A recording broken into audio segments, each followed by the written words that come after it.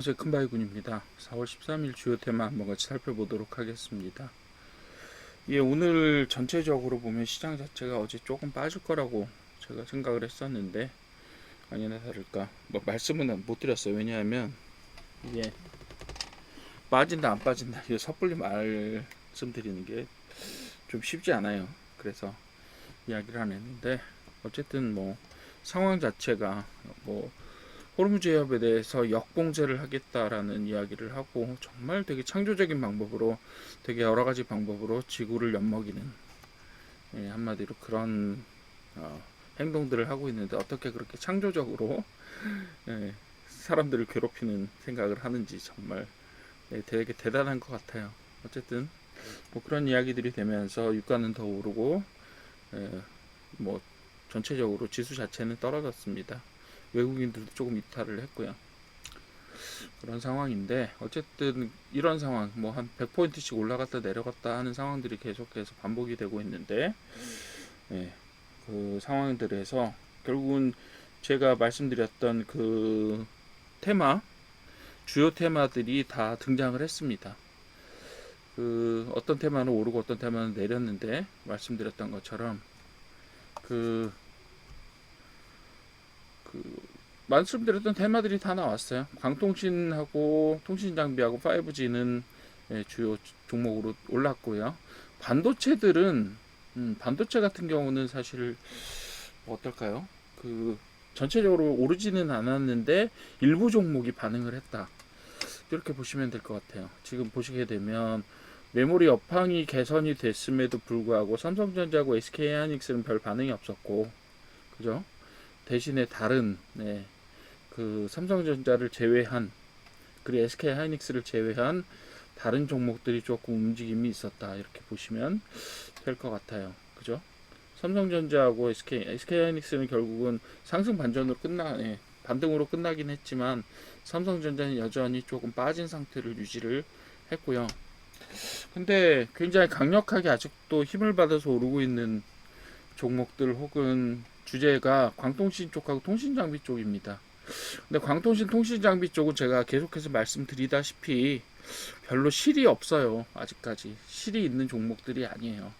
그럼에도 불구하고 몇몇 종목들이 계속 올라가고 있는데 이거는 뭐 누가 의도를 했든 의도하지 않았든 간에 어떤 식으로든지 유도가 된 쏠림이라고 생각이 듭니다. 그래서 AI 데이터 센터 확대에 따라서 광통신 수요가 증가하다 이거 거짓말입니다. 상승 배경으로 제가 쓰기는 했지만 그리고 이게 지금 상승 배경으로 이런 이야기가 공포되기는 했어요. 뉴스 형태로 만들어지기는 했지만 이건 거짓말입니다. AI 데이터 센터 확대가 되더라도 이 오른쪽에 있는 종목들이 수혜를 받을 가능성은 거의 없어요. 왜요? 기술이 없어요. 한마디로. 기술이 없습니다. 여기서 광통신 관련해서 AI 데이터 센터와 관련된 광통신으로 실적을 만들 수 있을 만한 기술을 가진 업체는 거의 없어요. 우리나라에. 그렇기 때문에 이렇게 그냥 말만 이렇게 나왔지 뉴스만 나왔지 그런 일은 없을 겁니다. 그런 부분에서 저는 조금 비관적입니다. 방위산업 같은 경우는 중동의 지정학적 리스크 확대라는 측면보다는 중동 리스크로 인해서 국방 수요가 계속 증가를 하고 있다라고 보시면 돼요.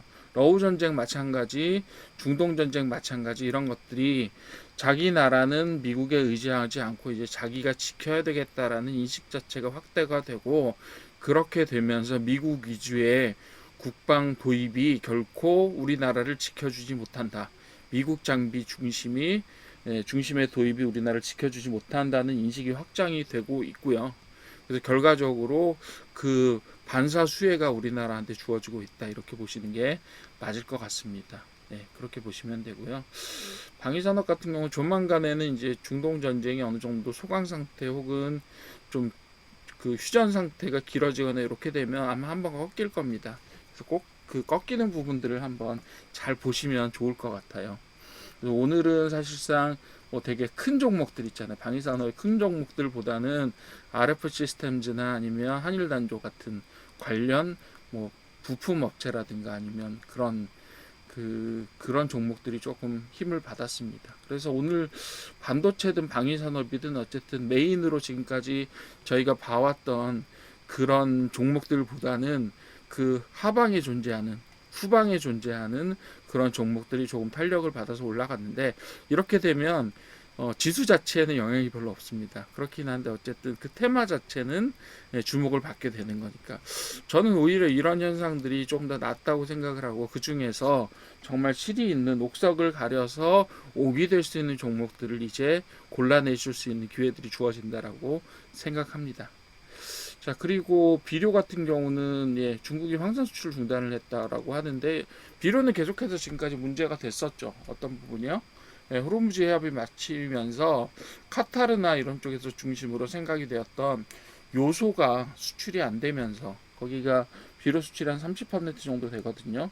암모니아 요소 이런 것들을 그 가스를 이용해서 만들어 왔었는데, 그런 부분들이 수출이 안 되면서 계속해서 비료값이 올라가는 형태가 됐었는데, 이제 중국발로 또 다른 이야기들이 나오고 있는데, 이 중국발의 이야기도 사실상 호르무즈 해협 사태와 관련이 없다라고 말할 수는 없어요. 왜? 중국도 못 받고 있기 때문에, 자체 생산만으로 안 되기 때문에 중국이 어떻게 해요?